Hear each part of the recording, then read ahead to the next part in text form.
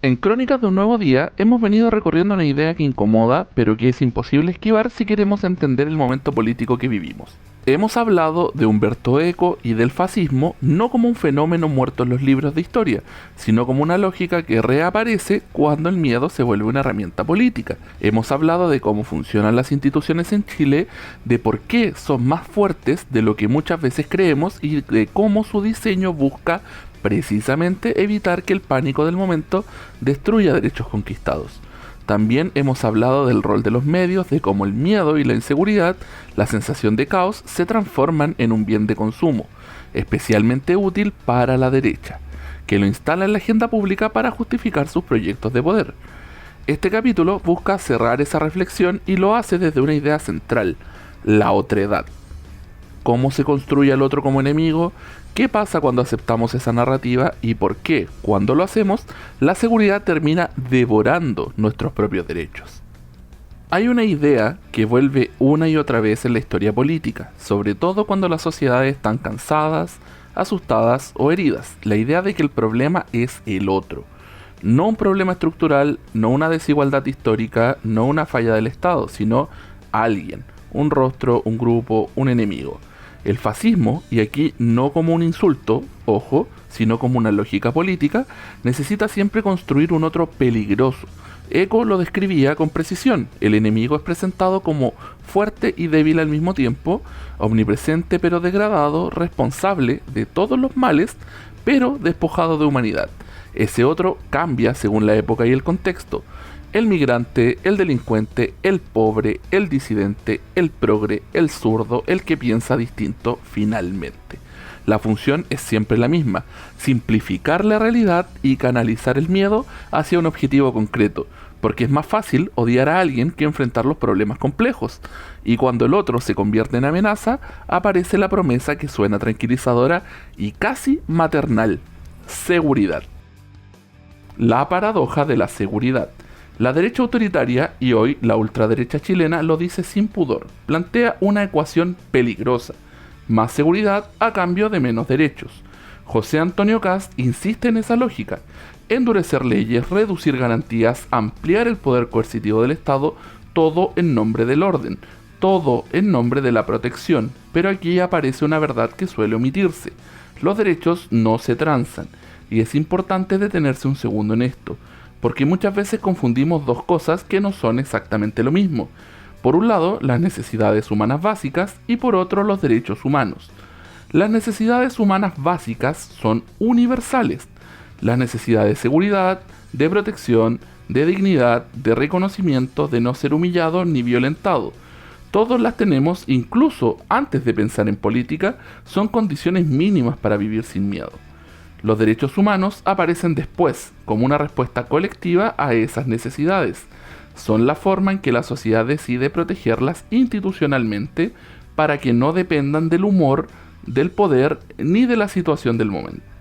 Un ejemplo simple: todas las personas tenemos la necesidad básica de sentirnos seguras, pero el derecho a la libertad personal, al debido proceso, a no ser detenido arbitrariamente, existe precisamente para que esa necesidad no sea satisfecha a costa de otro. Porque si para sentirnos seguros aceptamos que el Estado pueda detener a cualquiera, por sospecha entre comillas, entonces la seguridad de algunos se construye sobre la inseguridad de otros, y eso no resuelve el problema, lo traslada. Por eso los derechos fundamentales no son premios, no son beneficios, no son regalos del poder político. Existen porque protegen esas necesidades básicas frente al abuso, incluso cuando el miedo es grande, incluso cuando la presión es alta. La dignidad, la libertad, la igualdad ante la ley, la seguridad jurídica, la protección frente al abuso del Estado. Por eso no son negociables, porque el día que aceptamos que un derecho puede suspenderse, entre comillas, por esta vez, deja de ser un derecho universal y se transforma en un privilegio condicionado. Entonces, ¿qué es lo que sí se puede negociar en democracia? Políticas públicas, prioridades presupuestarias, modelos de desarrollo, estrategias para enfrentar los problemas, pero no las garantías básicas que nos protegen a todos, incluso y sobre todo cuando el poder se equivoca o se excede, porque hoy es el otro peligroso, entre comillas, ese ese otro es alguien más, pero mañana puede ser cualquiera, puede ser tú o puedo ser yo. Cuando el otro se convierte en enfermedad. En su libro, Parásitos Mentales, Axel Kaiser, abogado, columnista y uno de los principales referentes ideológicos de la nueva derecha chilena, plantea que las ideas de izquierda no serían simplemente una postura política distinta, sino una patología cultural que debilita a la sociedad desde adentro. ¿Y qué significa hablar de una patología cultural? Significa entender que el conflicto social ya no es una diferencia legítima de ideas, sino un desorden, una anomalía, algo que enfrenta el cuerpo sano de la nación. La cultura, bajo esta lógica, se convierte en un campo médico. Hay ideas sanas, hay ideas infecciosas, hay ciudadanos productivos y hay cuerpos parasitarios. Kaiser no es una figura aislada. Es parte del entramado regional de ultraderecha que cruza fronteras. Ha sido citado, celebrado y replicado por Javier Milei en Argentina, por Agustín Laje y por un ecosistema que comparte una misma premisa. El adversario político no se discute, se diagnostica. El libro sostiene que conceptos como la igualdad, la justicia social, los derechos colectivos o el rol del Estado funcionan como virus emocionales que anulan el pensamiento racional. No es solo una crítica ideológica, es una metáfora médica poderosa. El otro deja de ser un ciudadano con derechos y pasa a ser una enfermedad que hay que erradicar. Y esto importa mucho, porque cuando el que piensa distinto deja de ser un interlocutor legítimo y pasa a ser un parásito, ya no se dialoga con él, se elimina simbólicamente. No se le rebate, no se le convence, se le silencia, se le ridiculiza y se le deshumaniza. Esta lógica conecta directamente con el proyecto político de José Antonio Kast. Aunque use un lenguaje más institucional, el trasfondo es el mismo. Orden versus desorden, los que producen versus los que sobran, los ciudadanos de bien entre comillas versus los otros. El conflicto social no aparece como algo que debe resolverse, sino como algo que debe contenerse, castigarse o excluirse. Así, la política deja de ser un espacio de deliberación democrática y se transforma en una pedagogía de la crueldad. El insulto deja de ser un exceso y se vuelve doctrina. El desprecio deja de ser un error y pasa a ser método. Este tipo de discurso es profundamente peligroso para el ciudadano común, porque instala una idea que parece abstracta, pero tiene consecuencias muy concretas, que hay chilenos legítimos y chilenos defectuosos, productivos y parásitos, sanos e infectados, los que pertenecen y los que estorban. Y entonces surge una incómoda pregunta, una muy incómoda pregunta pero inevitable. ¿Cómo se gobierna un país así? Elegimos un presidente para todos los chilenos, pero este discurso sugiere otra cosa, que algunos sobran, que algunos contaminan, que algunos son el problema. Lo más inquietante es que esta retórica no busca convencer al otro, sino ordenar emocionalmente a quienes ya creen. No necesita argumentos, solo adhesión afectiva. Simplifica una realidad compleja en una lógica binaria, nosotros o ellos. Y cuando esa lógica se instala, la otredad deja de ser un desacuerdo y se convierte en una amenaza. Y aquí es donde el espejo empieza a incomodar. Porque sí, la ultraderecha construye al enemigo para gobernar desde el miedo. La pregunta que sigue no es solo qué hacen ellos con esto, sino qué hacemos nosotros frente a quienes terminan votando por ese miedo. Como decía anteriormente, el espejo también incomoda, y aquí viene la parte difícil, especialmente para quienes nos situamos en la izquierda, centroizquierda o posiciones progresistas. Muchas personas votan por Kast no por odio ni por ignorancia, sino por miedo, por tradición, por cansancio o por la sensación que está obviamente constantemente forzada de que todo está fuera de control. Miedo a perder lo poco que se tiene, miedo a que nadie se haga cargo, miedo a que el país cambie sin preguntar.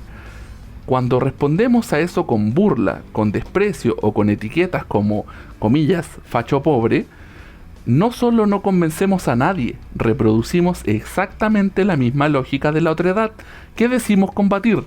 Cambia el bando, pero el mecanismo es el mismo. Si de verdad queremos convencer a alguien que vota por Kast, por rechazo al comunismo, por rechazo a lo woke, por rechazo al feminismo, hay que decir algo incómodo pero honesto. Kast no es la solución milagrosa que promete. No es la mano firme que ordena el caos, es un político que simplifica, exagera y muchas veces desinforma sin mayor costo político, y lo hace porque su sector entiende algo clave, que hoy la mentira repetida no necesita ser verdadera, solo necesita ser circular. Cuando Kast habla de comunismo, no está describiendo una amenaza real en Chile, está usando una palabra cargada de miedo para evitar discutir problemas concretos: pensiones, salud, seguridad real, desigualdad. Cuando ataca a lo woke o al feminismo, no está defendiendo a las familias ni a los trabajadores, está desviando la atención desde un modelo que sigue beneficiando a los mismos de siempre, mientras a la mayoría solo le ofrece orden, castigo y silencio. La mano dura que promete no es contra el crimen organizado ni contra los poderosos que evaden impuestos, es contra los derechos que te protegen a ti cuando el Estado se equivoca. Y eso no es una opinión ideológica, es una constatación histórica. Cada vez que se reducen garantías en nombre del orden, los primeros en perder no son los delincuentes, sino son los ciudadanos comunes. Aquí hay una pregunta clave para cualquiera que duda. ¿De verdad crees que alguien que miente sin pudor en campaña va a decir la verdad cuando tenga más poder y menos contrapesos? El voto no puede ser solo reacción, no puede ser solo anticomunismo, no puede ser solo rechazo a lo woke o al progresismo. Un voto sin proyecto es un voto vacío. La pregunta real no es contra quién votas, sino qué país estás ayudando a construir con tu voto. Uno que te proteja a ti, sí, pero también hay quienes no se parecen a ti. Uno donde el desacuerdo no se castigue, sino que se discuta. Uno donde la democracia no se defienda con miedo, sino con derechos. Hoy quiero hacer un llamado distinto. Chile no es un país frágil por casualidad. Es un país marcado por una desigualdad que se arrastra desde sus primeros intentos de ser una nación, por allá en el 1810, cuando la promesa republicana convivía con la exclusión de muchos.